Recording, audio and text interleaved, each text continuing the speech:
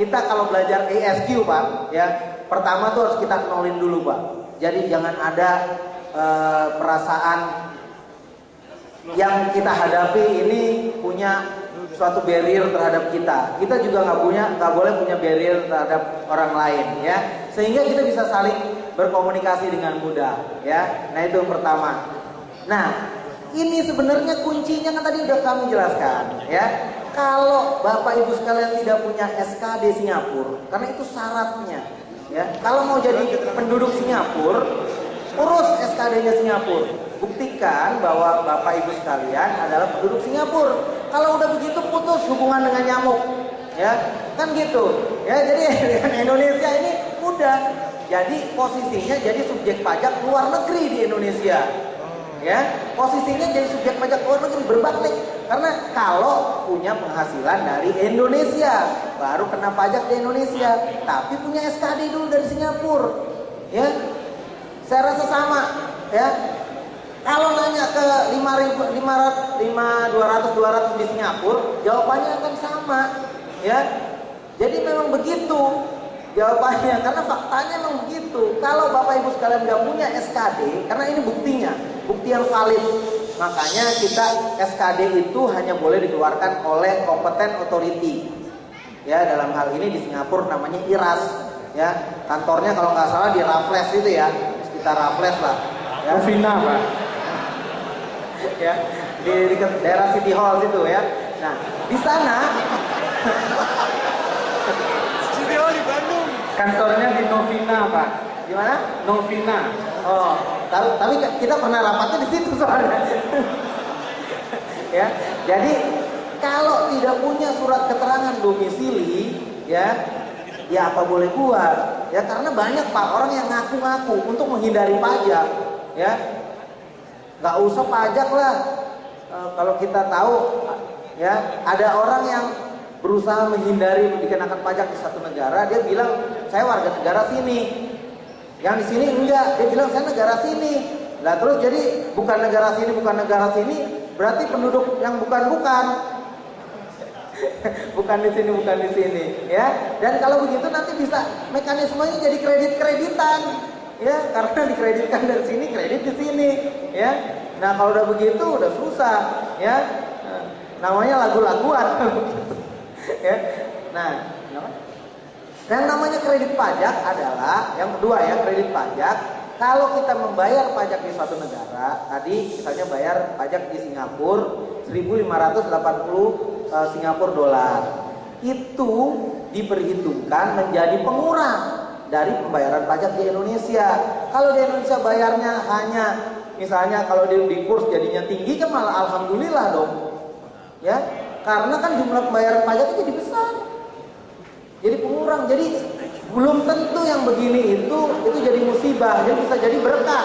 Ya, karena selisih kurs ini kan akhirnya menimbulkan jumlah pembayaran pajak menjadi tinggi di negara Singapura. Ya. Nah, ini akan menjadi pengurang. Ya, gimana? Nah, ini ada contoh SKD, ya. Saya kebetulan nggak bawa, tapi di sini ada teman yang baik hati menyampaikan. Ini ada contoh SKD dikeluarkan oleh IRAS, ya. Nah, Bapak Ibu sekalian cari suratnya kayak gini, ya. Yang katanya di sini kan pelayanannya udah nomor wahid, ya. Kalau Indonesia nomor 1, kan nomor wahid. Ya, mudah-mudahan bisa Bapak Ibu sekalian dapat ini. Kalau udah dapat ini ya sudah. Karena di sini Singapura juga akan menguji, bener nggak sih? Ya, Anda ini WP Singapura, masukin SPT nggak di Singapura? Masukin nggak? Nah, kalau masukin SPT kemungkinan Bapak Ibu sekalian bisa dapat ini, ya, karena tesnya nanti dari situ. Kalau SPT Singapura nggak dimasukin, di Indonesia nggak mau masukin SPT, nah terus mau masuk kemana nih SPT kan? Ya mungkin itu. Makasih Pak. Makasih, jadi jelas banget. Jadi kita semua harus punya ini. Kalau sudah punya ini nggak perlu bayar pajak lagi di Indonesia. Betul ya?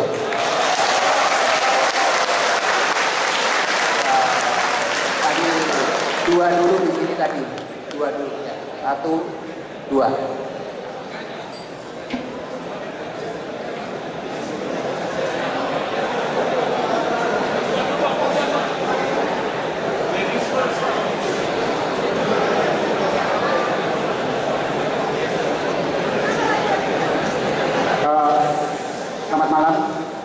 Terima kasih buat dari Bapak-Bapak di Singapura ini. Saya rasa saya perlu memastikan, tadi sudah dipastikan bahwa kalau kita memiliki SKD di Singapura kita nggak perlu bayar pajak. Betul Pak? Betul, oke. Iya, baik jawabannya ya teman-teman. Yang kedua tentang NPWP. Jadi apakah kalau kita sudah memiliki SKD Singapura, apakah kita harus memiliki NPWP? Jawaban yang kami minta sebenarnya cuma singkat Pak, ya atau tidak, itu aja Pak. Terima kasih. Baik, kalau ini dengan tegas saya jawab tidak. Tidak perlu NPWP Pak, karena ini terdaftar sebagai wajib pajak Singapura Pak. Ya. Kenapa? Oh enggak, kalau sudah tidak punya NPWP Indonesia, berarti dia merupakan warga negara asing buat pajak, ya. Bukan buat Deplu nih, bukan buat Deplu. Buat pajak dia subjek pajak luar negeri. Jangan emosi dulu Mas, tenang. Ya, buat pajak karena status Anda adalah subjek pajak luar negeri, ya, secara pajak. Kalau misalnya nanti ada transaksi di Indonesia, itu NPWP-nya dibikin 0,000, ya. Tapi ada tapinya. Di seluruh dunia, ya, pembayaran kepada non-residen itu akan dikenakan tarif yang lebih tinggi. Di Amerika yang biasanya 20 jadi 35. Di Indonesia yang biasanya 15 jadi 20. Itu yang perlu Bapak Ibu ketahui, ya. Jadi kita bukannya menghalangi ya untuk Bapak Ibu jadi penduduk Singapura secara pajak, ya. Enggak, karena itu adalah fakta, ya. Pajak tidak akan kita nggak bisa kok, ya, yang namanya mengubah fakta. Ini fakta, kami menghormati itu, ya. Nah, tapi konsekuensinya ya gitu Pak. Tapi saya kaget Pak, bahwa kalau penduduk pajak Singapura tidak perlu NPWP, berarti langsung bebas fiskal, langsung gerak ya. Jadi langsung bebas fiskal, tidak hanya 4 kali setahun.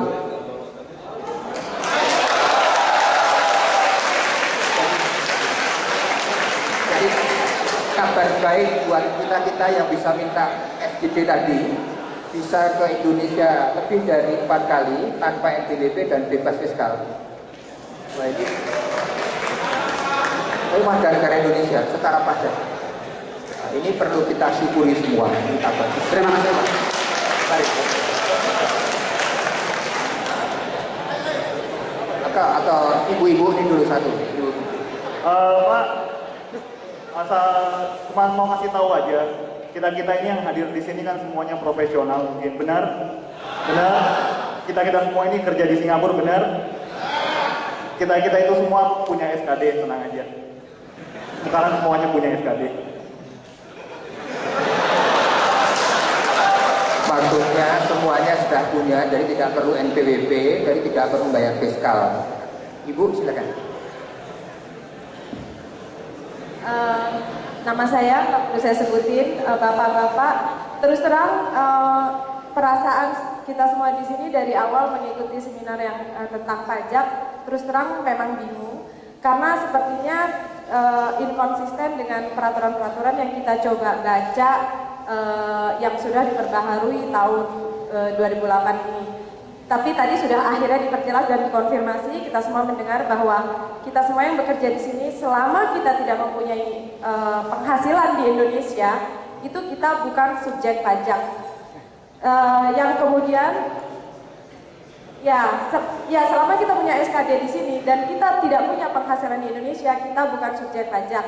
Jadi tax treaty itu sama sekali tidak perlu dibicarakan karena itu tidak relevan dengan kita. Yang kedua adalah apakah informasi ini dikomunikasikan ke seluruh jajaran aparat pajak di Indonesia? Ya, karena kita sendiri melihat bahwa ini feedback buat Dirjen Pajak bahwa setiap kali kita mencoba mencari informasi yang benar, itu kita selalu